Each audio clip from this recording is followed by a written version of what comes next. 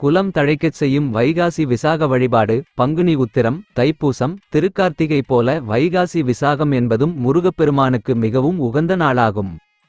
விசாகன், சுப்பிரமணியன், கந்தன் என பல்வேறு நாமங்கள் கொண்டு அருளும் தமிழ்க் கடவுளான முருகனை வைகாசி விசாகத்தன்று விரதம் இருந்து வழிபட எண்ணிய எல்லாம் கிட்டும் என்பது நம்பிக்கை. குறிப்பாக மழலைச் செல்வம் வேண்டி விரதம் இருக்க கைமேல் பலன் கிடைக்கும்.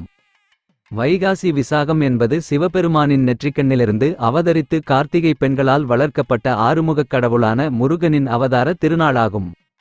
இன்று பால்குடம் எடுப்பதும் காவடி சுமப்பதும் என பல்லாயிரக்கணக்கான பக்தர்கள் முருகன் கோயில்களில் தங்கள் பிரார்த்தனைகளை செய்வதும் விரதம் இருப்பதும் உண்டு.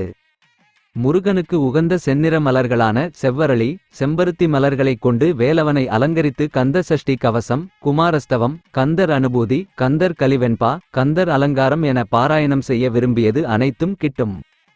திருச்செந்தூர், திருப்பரங்குன்றம், பழனி போன்ற அறுபடை வீடுகளில் வைகாசி விசாக விழா மிகவும் சிறப்பாக கொண்டாடப்படும். இன்று முருகப்பெருமான் ஆலயத்திற்கு சென்று அபிஷேக ஆராதனைகளில் கலந்து கொண்டு அர்ச்சனை செய்து வரலாம். இந்நாளில் குடை, செருப்பு, நீர்மோர், பானகம், தயிர் சாதம் என தானம் செய்ய குலம் தழைத்தோங்கும் அனைத்து செல்வங்களும் கிட்டும் என்பது நம்பிக்கை. பல முருகன் கோயில்களில் வைகாசி விசாகத்தை ஒட்டி 10 நாட்கள் பிரம்மோற்சவம் வெகு சிறப்பாக நடைபெறும். ஆதிசங்கரரின் சுப்பிரமணிய புஜங்கம், அருணகிரிநாதரின் திருப்புகழ் ஆகியவற்றை இன்று பாராயணம் செய்து முருகனை வழிபடலாம். இலங்கை, மாலத்தீவு, மலேசியா, சிங்கப்பூர் போன்ற தமிழர்கள் அதிகம் வசிக்கும் இடங்களில் வைகாசி விசாகம் வெகு விமர்சையாக கொண்டாடப்படுகிறது. முருகனின் 6 முகங்களும் 6 வெவ்வேறு பண்புகளை குறிக்கின்றன. முகம் 1 உலகத்தை சூழ்ந்திருக்கும் இருளை அகற்றுவதற்கு சிறந்த ஒளிக்கதிர்களை வெளியிடுகிறது.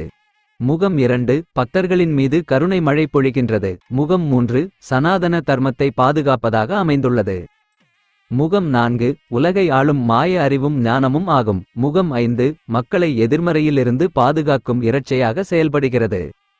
முகம் 6 தன் பக்தர்களிடம் அன்பும் கருணையும் காட்டும் முகமாக அமைந்துள்ளது. சிவபெருமானின் சக்தியை பெற்றதுடன் மட்டுமல்லாமல் பார்வதி தேவியிடமிருந்து சக்தி வாய்ந்த வேலாயுதத்தையும் பெற்று அசுரர்கள் சூரபத்மன், சிங்கமுகன் மற்றும் தாரகன் ஆகியோரை அழித்து வெல்ல முடியாத மகத்தான சக்தியை பெற்றவர் முருகப்பெருமான். வைகாசி விசாக விரதம் இருக்க தம்பதிகளிடையே ஒற்றுமை ஓங்கும். குலம் தழைக்க சந்ததியை பெற்று அமைதி சந்தோஷம் நிறைந்த வாழ்க்கையை வாழ்வாங்கு வாழலாம்.